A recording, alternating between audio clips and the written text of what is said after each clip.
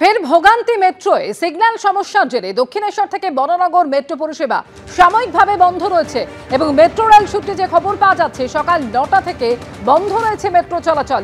অরিত্রিক ভট্টাচার্য টেলিফোনে রয়েছেন। অরিত্রিক, ঠিক কি কারণে মেট্রো পরিষেবা ব্যাহত হচ্ছে?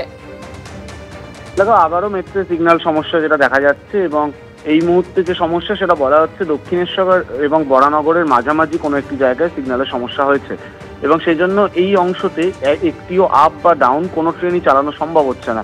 তার ফলে এই মুহূর্তে ট্রাঙ্কুলেটেড সার্ভিস চলছে বরানগর থেকে একেবারে দক্ষিণের শেষ স্টেশন অর্থাৎ ব্রিজি বা শহীদ ক্ষুদিরাম পর্যন্ত। এই মুহূর্তে মেট্রো আপ এবং ডাউনে চলাচল করছে। মেট্রো কর্তৃপক্ষের তরফ থেকে জানানো হচ্ছে যে সিগন্যালিংয়ের যে সমস্যা সেটা মেরামত করার কাজ কিন্তু ইতিমধ্যে শুরু করা হয়েছে। 9টার সামান্য আগে থেকেই মেট্রো পরিষেবা বন্ধ রয়েছে, অর্থাৎ সকাল সকাল যারা একেবারে উত্তর প্রান্ত থেকে মেট্রোয় চড়বেন তারা কিন্তু অনেকটাই সমস্যার মুখে পড়ছেন। এখনো পর্যন্ত সেই পরিষেবা স্বাভাবিক করা সম্ভব হয়নি, আরও কিছুক্ষণ সময় লাগতে পারে এমনটাই মেট্রো কর্তৃপক্ষ মনে করছেন। তারপরেই দক্ষিণেশ্বর থেকে শহীদ ক্ষুদিরাম বা ব্রিজি পর্যন্ত পূর্ণাঙ্গ পরিষেবা দেওয়া সম্ভব হবে। আপাতত অন্তিম স্টেশন হিসেবে বরানগরকে কাজে লাগানো হচ্ছে, সেখান থেকেই কিন্তু মেট্রো পরিষেবা দেওয়া সম্ভব হচ্ছে। আরও কিছুক্ষণ সময় লেগে যেতে পারে সম্পূর্ণ মেট্রো পরিষেবা স্বাভাবিক হতে। ধন্যবাদ অরিত্রিক।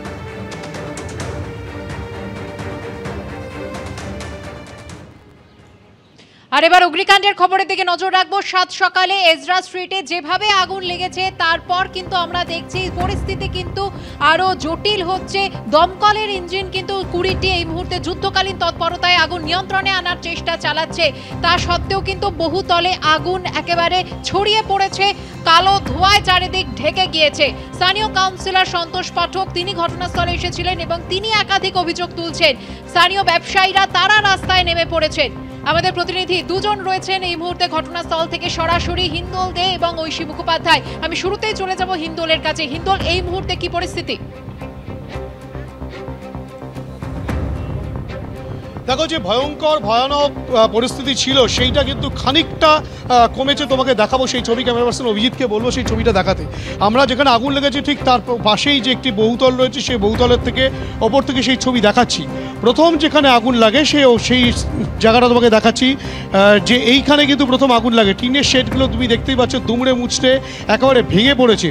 এখানেই কিন্তু এটা হচ্ছে 26 নম্বর এজরা স্ট্রিট। এখানে একাধিক ইলেকট্রিক্যাল গুডসের দোকান ছিল, অর্থাৎ বৈদ্যুতিক সামগ্রিক দোকান। কেননা এজরা স্ট্রিট মানেই আমরা জানি যে লাইটের একটা হাব। সে বিভিন্ন ধরনের লাইট থেকে শুরু করে বৈদ্যুতিক সরঞ্জাম সমস্ত কিন্তু এই এজরা স্ট্রিটেই পাওয়া যায়। এবং এখানে প্রথম যখন আগুন লাগে ভোর 5:30 নাগাদ, তারপরেই কিন্তু বারংবার দমকলে যোগাযোগ করার চেষ্টা করেন স্থানীয় ব্যবসায়ী থেকে শুরু করে স্থানীয় বাসিন্দারা। তারা কিন্তু কোনোরকমভাবে দমকলের সাথে যোগাযোগ স্থাপন করে উঠতে পারেনি এবং দমকলে যতক্ষণে খবর পাঠানো হয় তারপরেও দমকল অনেকটা দেরিতে আসে, তেমনটাই অভিযোগ। এবং সেই আগুন এতটাই দ্রুততার সঙ্গে ছড়িয়ে পড়ে, তুমি পাশের যে বিল্ডিং দেখতে পাচ্ছ 32 নম্বর এজরা স্ট্রিট, যেখান থেকে এখনও পর্যন্ত কালো ধোঁয়া বেরোচ্ছে। এই 32 নম্বর এজরা স্ট্রিটের সেখানে বিভিন্ন ফ্লোরে 5 তলা এবং 7 তলায় কিন্তু আগুন লেগেছে এবং সেই আগুন অনেকটাই এখন নিয়ন্ত্রণে এসেছে। কালো ধোঁয়া দেখা যাচ্ছে ঠিকই, কিন্তু আগুন সম্পূর্ণ নিয়ন্ত্রণে আনতে আরও বেশ খানিকটা সময় লাগবে, তেমনটাই কিন্তু দমকলের দাবি।